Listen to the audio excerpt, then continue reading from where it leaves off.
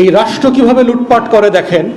এখন পর্যন্ত বানভাসী মানুষদেরকে যে সাহায্য দেওয়া হয়েছে তাতে দেখলাম গড়ে আপনার জনপ্রতি পড়েছে 5 টাকা আর 1.5 কেজি চাল।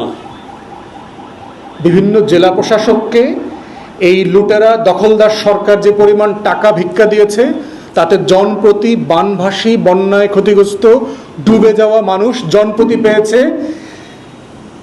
5 টাকা 1.5 কেজি চাল। এখন চিন্তা করে দেখেন, গত কয়দিন আগে যে পদ্মা সেতুর সমাপনী শ্রাদ্ধ করলো 5 কোটি টাকা খরচ করে, ওর বাপের টাকা এগুলো। এখানে টাকা আসে কোত্থেকে? পদ্মা সেতুর শ্রাদ্ধ আয়োজন করবার টাকা আসে কোত্থেকে? মতিউর বেনজিরের ফ্ল্যাট বিক্রি করার টাকাগুলো দিলেও তো আরো বেশি টাকা পাইতো। আজিজের জমি বিক্রি করে দিচ্ছে না কেন এখনো?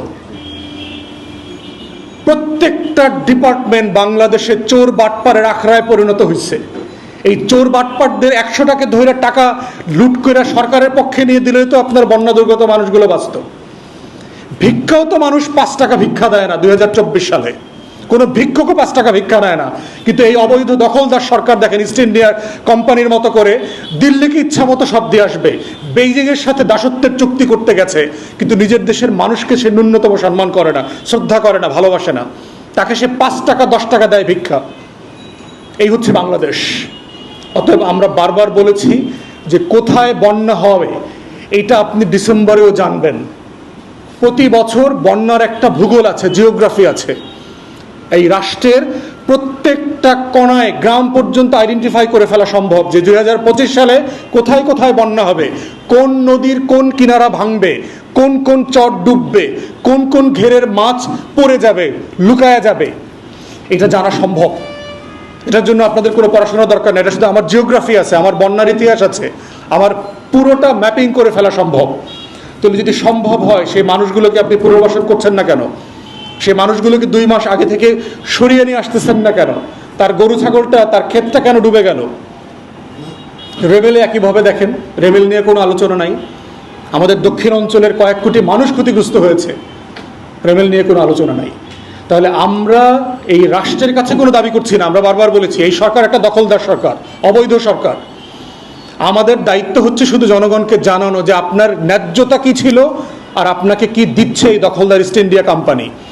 মির্জাফর, ঘসিটি বেগমরা যতদিন পর্যন্ত দেশ চালাবে, এই দেশের রাষ্ট্রের দায়িত্ব যতদিন পর্যন্ত রবার্ট ক্লাইভ, জগৎ শেঠ, উমিচাঁদ আর রায়দুল্লভের কাছে থাকবে, ততদিন পর্যন্ত আপনারা বন্যায় ডুববেন, বারবার ডুববেন। বছরে আপনাদেরকে 5 টাকা ভিক্ষা দেবে, 1.5 কেজি চাল ভিক্ষা দেবে, রেমেলে ক্ষতিগ্রস্ত হওয়ার পর আপনার খবর নেবে না, বেনজির আর মতিউরকে দেশ থেকে পালিয়ে যেতে দেবে, কিন্তু বাংলাদেশের আপনাদের জনগণের 2 টাকার উপকার এই রাষ্ট্র করবে না।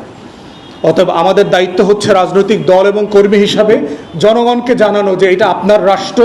যদি এই সম্পত্তির ভাগ আপনি নিতে চান, এই ন্যায্যতা যদি নিতে চান, যে জন্য আপনি কর দেন, সেই করের বিনিময়ে যদি আপনি রাষ্ট্রের কাছ থেকে সেবা পেতে চান, এই রাষ্ট্রের রবার্ট ক্লাইভিও, ঘসিটি বেগম আর মির্জাফরদেরকে উৎখাত করতে হবে, বের করতে হবে, বের করে নতুন রাষ্ট্র তৈরি করতে হবে, জনগণের রাষ্ট্র করতে হবে।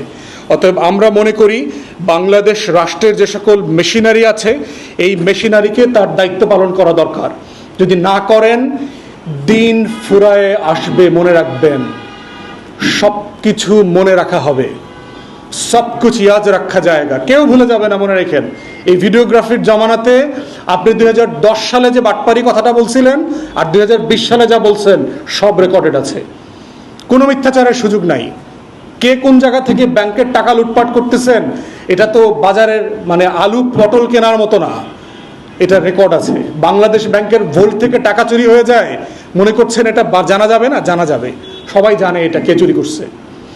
অতএব আমরা জনগণকে বলছি সচেতন হন, নাগরিক হন, প্রজাসুলভ আচরণ বন্ধ করেন, লড়াই করতে শেখেন।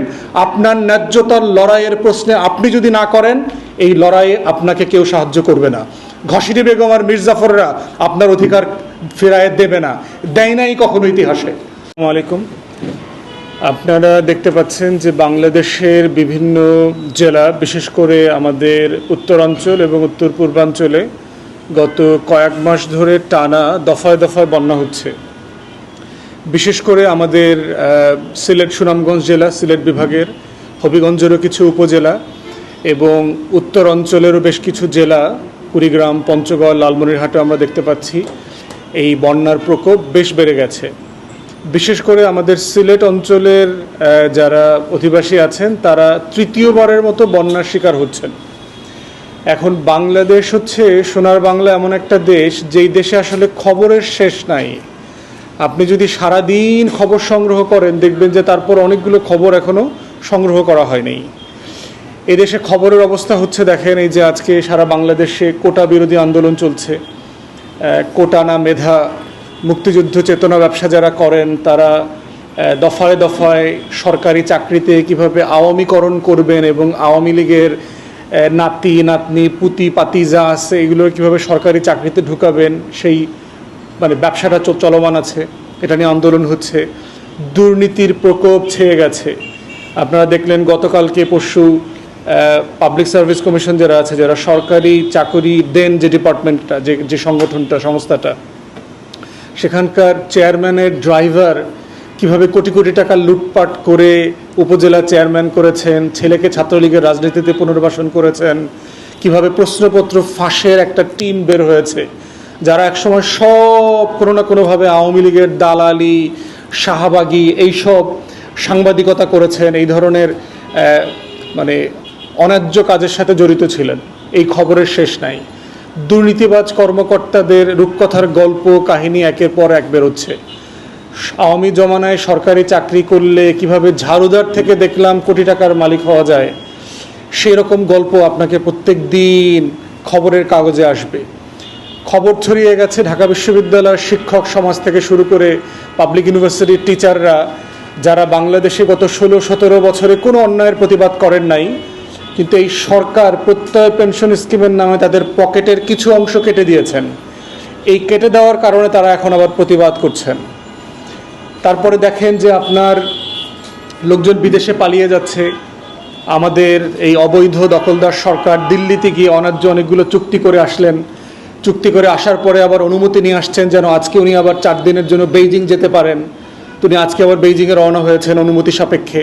তো এই সোনার বাংলায় এত খবর, কিন্তু যে খবরটা গত 2 মাসে এদেশের কোটি কোটি মানুষকে সবচেয়ে বেশি কষ্ট দিয়েছে সেই খবরটা খবরে নাই। সেটা হচ্ছে আমাদের বন্যা, যেটার কারণে আমাদের সবচেয়ে বেশি মানুষ ক্ষতিগ্রস্ত হচ্ছে, প্রত্যেক দিন ক্ষতিগ্রস্ত হচ্ছে। তাকে নিয়ে কোনো আলোচনা নাই আমাদের গণমাধ্যমে। খুবই দেখবেন ছোট একটা নিউজ, মনে হচ্ছে যে এরা তো আসলে চরে থাকে, লোল্যান্ডে থাকে, গরিব মানুষ, গায়ে কাপড় চোপড় নাই, ও বাঁচলেই বা কি আর মরলেই বা কি, এই জন্য সে খবর নাই। খবরের যে একটা রাজনীতি আছে, যে আসলে কোনটা খবর এবং কোনটা খবর না, সেটা দেশবাসীর বোঝার একটা ব্যাপার আছে। যারা দেশের জন্য লড়াই করবেন, স্বাধীনতা, গণতন্ত্র, সার্বভৌমত্ব, জাতীয় স্বার্থের জন্য লড়াই করবেন, তাদেরকে বুঝতে হবে যে কোনটা খবর এবং কোনটা খবর না। আমরা রাজনৈতিক দল এবং রাজনৈতিক কর্মী হিসাবে মনে করছি যে দেশের এই কোটি কোটি উত্তরাঞ্চল এবং উত্তর পূর্বাঞ্চলের জনগোষ্ঠী যারা প্রত্যেক বছর কয়েক দফায় বন্যার শিকার হচ্ছেন, তাদের ধন সম্পদ, বাড়ি, পশু পাখি যা আছে, ক্ষেত খামার সব ডুবে যাচ্ছে এবং কোনো কর্মসংস্থান নাই, তাদের হয়ে আমাদের কথা বলা দরকার। প্রথমত হচ্ছে যে বন্যা কেন হচ্ছে। বন্যা আমাদের এই জমিনের কিছু ফিতরাত আছে, পৃথিবীর সব জমিনের কিছু বৈশিষ্ট্য আছে আল্লাহ তাআলা যেভাবে তৈরি করেছেন। যেমন ধরেন মধ্যপ্রাচ্যে মরুভূমি আছে, আপনি দেখবেন অনেক অঞ্চলে, ইরানে যান আপনি দেখবেন প্রচুর পাহাড়, আপনি দক্ষিণ আমেরিকায় যান অ্যামাজনের জঙ্গল, প্রচুর রেইন ফরেস্ট আছে। আমাদের এই ভূমির বৈশিষ্ট্য হচ্ছে এখানে প্রচুর গাছপালা আছে, এখানে গরম, শীত, ঠান্ডা, খরা, বর্ষা সব কিছুর একটা ভারসাম্য আছে। তো শত শত বছর ধরেই এই এলাকাতে বন্যা হয়েছে, কিন্তু সাধারণত মানুষ ক্ষতিগ্রস্ত হয় এমন বন্যা খুব কম হইতো। ধরেন সেই 70 সালের বন্যা, আমরা 88-89 সালের বন্যা দেখেছি, 98 সালের বন্যা দেখেছি। এরকম বড় বড় বন্যা যেগুলো হচ্ছে পুরো দেশবাসীকে ভোগান্তি দেয়, এরকম বন্যা হইতো। কিন্তু এখন আমরা যেটা দেখতে পাচ্ছি প্রত্যেক বছরই কয়েক দফায় বন্যা হচ্ছে, ঝড় জলোচ্ছ্বাস হচ্ছে, যেটা আমাদের দেশের মানুষদেরকে, যারা নদী অঞ্চলের মানুষ, যারা সমুদ্রের পাড়ে থাকেন, প্রত্যেককে প্রচণ্ড ভোগান্তি দিচ্ছে। তাহলে এইটা কেন হচ্ছে সেটা বোঝা দরকার, যে এটা কি আমাদের স্বাভাবিক বন্যার থেকে ভিন্ন কোনো বাস্তবতা কিনা।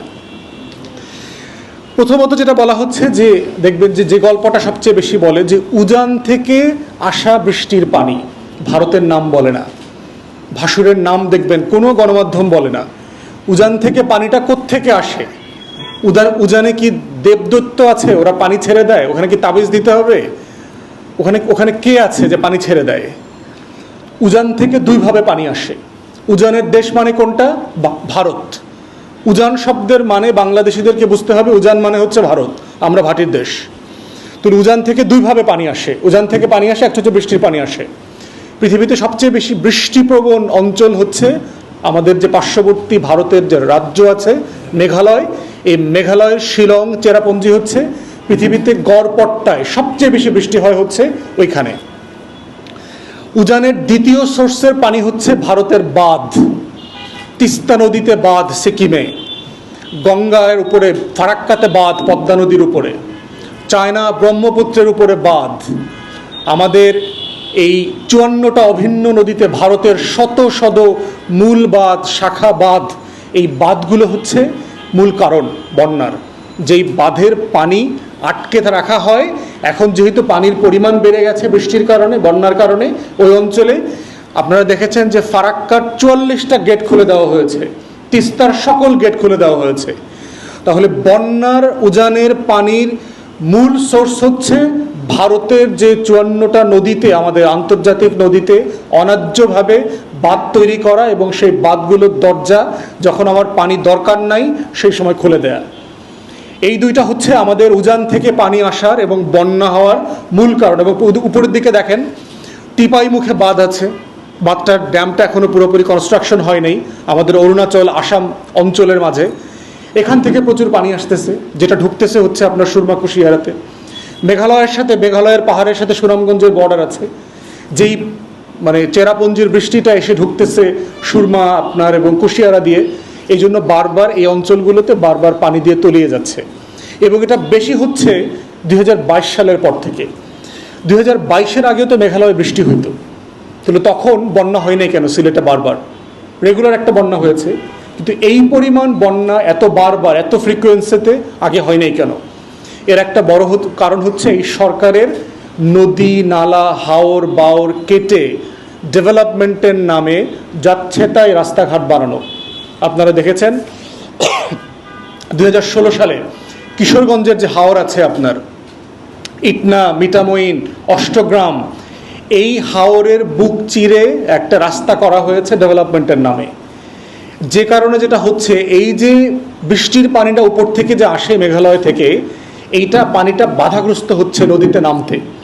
এটা যখন লম্বা সময়ের জন্য 2 দিন 3 দিন 4 দিন লেগে যাচ্ছে এই পানিটা নামতে, তখন এটা বন্যা আকারে চারপাশে কুল ছাপিয়ে দিচ্ছে।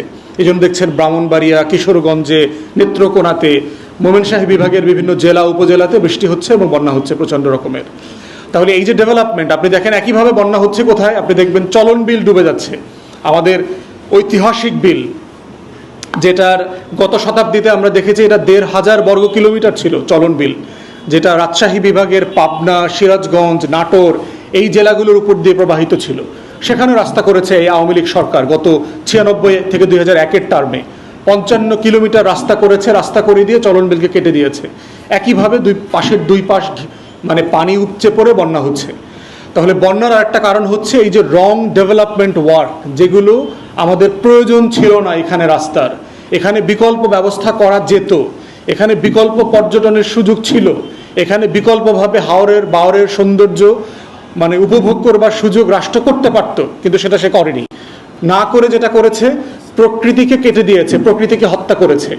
এটার কারণে শুধু বন্যা হচ্ছে না, আমাদের মাছ ক্ষতিগ্রস্ত হচ্ছে।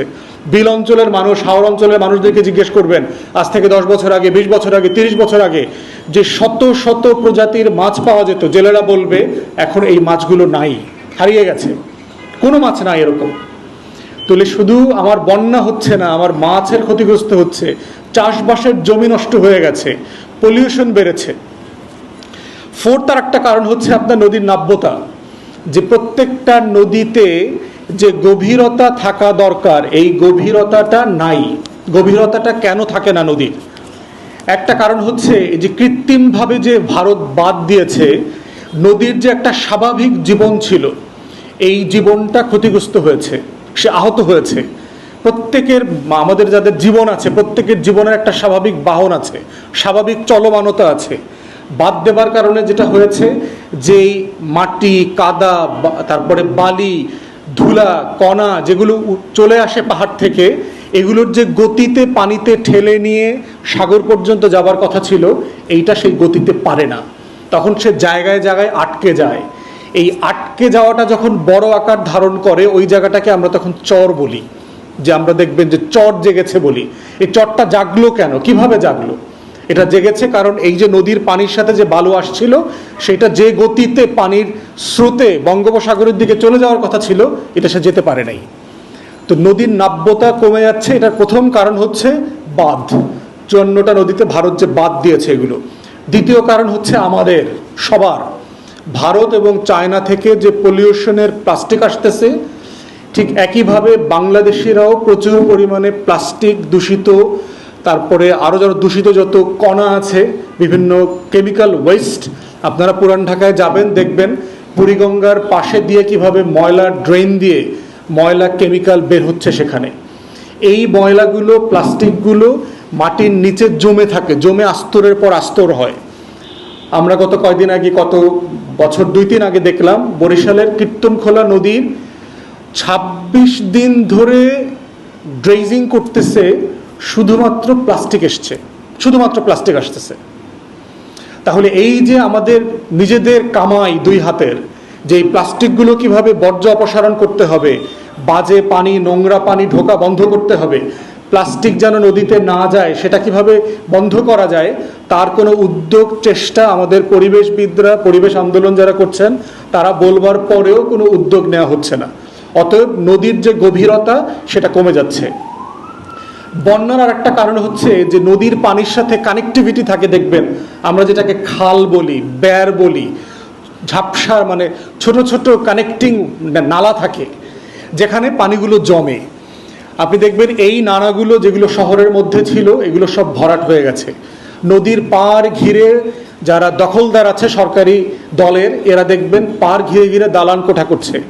তো নদীর পানি যে ছোট ছোট ব্যার নালা দিয়ে যে পাশে গিয়ে থাকবে, জমে থাকবে, এই জমে থাকার মাটিটা এখন আর নাই। অতএব সে কি হচ্ছে, পানি যখন বেড়ে যাচ্ছে পানিটা মহল্লায় ঢুকে যাচ্ছে, যেটাকে আমরা বন্যা বলছি।